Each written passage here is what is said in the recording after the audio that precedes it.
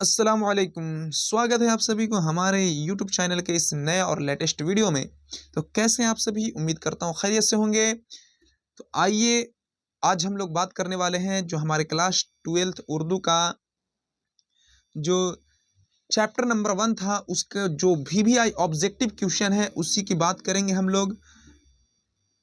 VVI objective question की बात करेंगे, ठीक है, जो बहुत बार पूछा गया सवाल है और हम लोग पढ़ चुके हैं। क्लास 10th उर्दू का जो चैप्टर नंबर 1 है उसको बेहतरीन तरीके से हम लोग पढ़ चुके हैं चैप्टर नंबर 1 को। अगर आप लोग वो वीडियो नहीं देखे हैं तो हमारे यूट्यूब चैनल पे जाएं और पहले वो वीडियो देख लीजिए, उसके बाद ये पूरा क्लास समझ में आएगा, ठीक है। चलिए, और जो देखें हैं वो आराम से देखिए।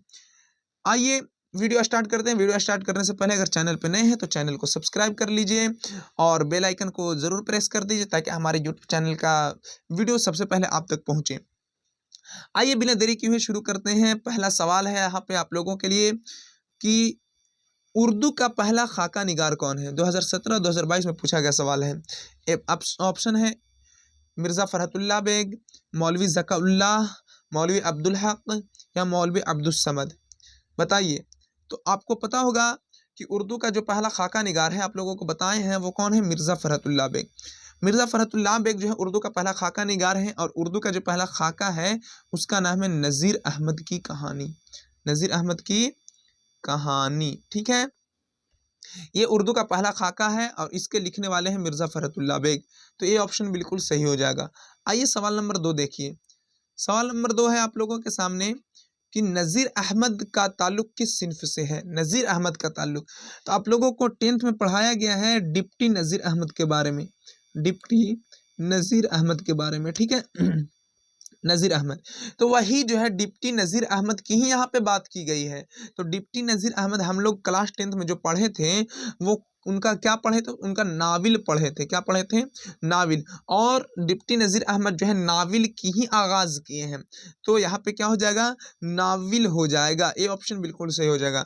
ये भी 2022 में पूछा गया सवाल है। अगला सवाल देखिए 3 नंबर सवाल है कि नज़ीर अहमद की कहानी का ताल्लुक किस सिन्फ़ अदब से है? नज़ीर अहमद की कहानी जो है वो कैसा सिन्फ़ है, कैसी सिन्फ़ है, इसका ताल्लुक किस सिन्फ़ से है, ठीक है। इंशाइया है, खाका है, मकाला है या अफ़साना है? 2021 में पूछा गया सवाल है।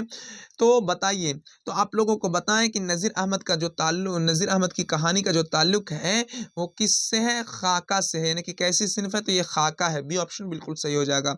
अगला सवाल देखिए 4 नंबर सवाल है आप लोगों के सामने।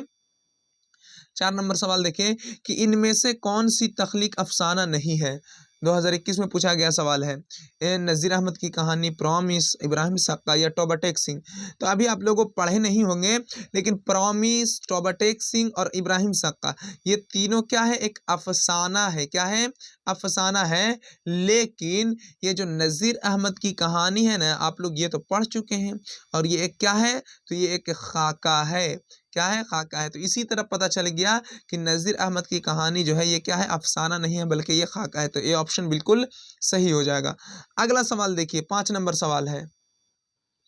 5 नंबर सवाल कि नज़ीर अहमद फ़रहतुल्लाह बेग के कौन थे? 2021 में ये भी सवाल पूछा गया है कि नज़ीर अहमद फ़रहतुल्लाह बेग के कौन थे? तो नज़ीर अहमद फ़रहतुल्लाह बेग के क्या थे? बताइए। ये एक उस्ताद थे। क्या थे? उस्ताद।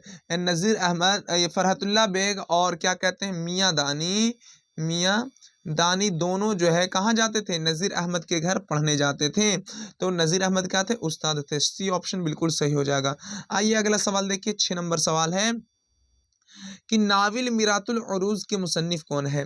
2021 में पूछा गया सवाल है। डिप्टी नज़ीर अहमद है, अब्दुल हमीद शरर है, प्रेमचंद है या क्रिश्चियन है? तो आपको पता होगा कि नाविल है तो नाविल के लेखक कौन है? तो डिप्टी नज़ीर अहमद हैं। बड़ी ज़्यादा नाविल लिखे हैं तो ये ऑप्शन बिल्कुल सही हो जाएगा। अगला सवाल देखिए 7 नंबर सवाल है आप लोगों के सामने कि दर्जे ज़ेल में से नाविल कौन है? भाभी जान, तौबतुन नुसूह, ज़हर इश्क या बागो बहार। तो आपको पता होगा कि ये जो तौबतुन नुसूह जो है ना, ये एक क्या है? नाविल है। किनका है? तो नज़ीर अहमद का है। किनका है? नज़ीर अहमद का। ये सब याद रखिएगा। अगला सवाल देखिए 8 नंबर सवाल है कि मिर्ज़ा फ़रहतुल्लाह बेग के उस्ताद कौन थे? 2019 और 20 में सवाल पूछा गया है कि मिर्ज़ा फ़रहतुल्लाह बेग के उस्ताद कौन थे? देखिए यहाँ पे कौन थे भाई? मौलाना हाली थे, नज़ीर अहमद थे, सर सैयद अहमद ख़ान थे या शिबली नुमानी थे? तो अभी बताएं कि नज़ीर अहमद जो है मिर्ज़ा फ़रहतुल्लाह बेग के क्या थे, उस्ताद थे। तो बी ऑप्शन बिल्कुल सही हो जाएगा। अगला सवाल देखिए, 9 नंबर सवाल है यहाँ पे कि मदरसा में फ़रहतुल्लाह बेग के साथ कौन पढ़ते थे? 2020 में पूछा गया सवाल है ये। मिस्टर ग़ज़ाली थे, मियाँदानी थे, मिस्टर मुबिन थे या मियाँ सानी थे निशानी। तो आपको पता होगा कि मियाँदानी थे जो मिर्ज़ा फ़रहतुल्लाह बेग के साथ पढ़ते थे। अगला सवाल देखिए, 10 नंबर सवाल है कि नज़ीर अहमद किस मशहूर शख्सियत के उस्ताद थे? अज़ीम बेग के, अब्दुल्ला बेग के, फ़रहतुल्लाह बेग के या हशमतुल्लाह बेग के? तो नज़ीर अहमद जो है किनके? फ़रहतुल्लाह बेग के क्या थे? उस्ताद थे। सी ऑप्शन बिल्कुल सही हो जाएगा। अगला सवाल देखिए, यहाँ पे 11 नंबर सवाल है कि फ़रहतुल्लाह बेग नज़ीर अहमद के घर क्यों आते थे? फ़रहतुल्लाह बेग नज़ीर अहमद के घर क्यों आते थे भाई? पढ़ने के लिए, पढ़ाने के लिए, इल्मी गुफ्तगू के लिए, तफरीह के लिए। तो ये किस लिए आते थे? तो पढ़ने के लिए आते थे ना जी, पढ़ने के लिए। ये ऑप्शन बिल्कुल सही हो जाएगा। अगला सवाल देखिए, 12 नंबर सवाल है यहाँ पे कि नज़ीर अहमद की कहानी के मुसन्निफ़ कौन है? नज़ीर अहमद खुद हैं या फ़रहतुल्लाह बेग हैं या रशीद अहमद सिद्दीकी हैं या मौलवी अब्दुल हक हैं? तो आपको पता होगा कि नज़ीर अहमद जो कहानी है, इसके जो मुसन्निफ़ हैं वो कौन है? मिर्ज़ा फ़रहतुल्लाह बेग हैं। बी ऑप्शन बिल्कुल सही हो जाएगा। अगला सवाल देखिए, 13 नंबर सवाल है कि फ़रहतुल्लाह बेग की कौन-सी तसनीफ़ शामिल निसाब है? यानी कि फ़रहतुल्लाह बेग की लिखी हुई कौन-सी ऐसी चीज़ है जो हमारी किताब में है, शामिल है? नज़ीर अहमद की कहानी, अपनी कहानी, नज़ीर अहमद की कहानी या किसकी कहानी? तो देखिए यहाँ पे नज़ीर अहमद की कहानी और नज़ीर अहमद की कहानी, यहाँ पे कन्फ्यूज़ मत होइएगा। ये ज़ो से है और ये ज़े से है और हमारा ज़े वाला क्या हो जाएगा? सही हो जाएगा, यानी कि सी ऑप्शन बिल्कुल सही हो जाएगा। अगला सवाल देखिए, 14 नंबर सवाल है यहाँ पे कि फ़रहतुल्लाह बेग शेर ख़ानी में किस तरह की गलती करते थे? आपको बताया गया है, वहाँ पे जो पढ़ाया गया है तो उसमें बेहतरीन तरीके से पढ़ा दिया गया है किताब से, ठीक है? अगर वीडियो नहीं देखे हैं तो अभी भी आप लोगों से कहा जा रहा है कि वीडियो जा कर के देख लीजिए।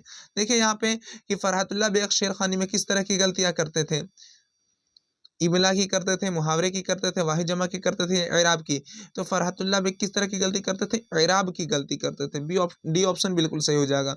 अगला सवाल देखिए यहाँ पे, अगला सवाल है कि किसी शख्स की तहरीरी तस्वीर कशी को क्या कहा जाता है? सवारी निगारी, खाका निगारी, इंशाई निगारी, अफ़साना निगारी। तो आपको बताया गया, पढ़ाया गया था तो बताया गया था कि किसी शख्स की तहरीरी तस्वीर कशी क्या कहलाता है? खाका निगारी कहलाता है। बी ऑप्शन बिल्कुल सही हो जाएगा।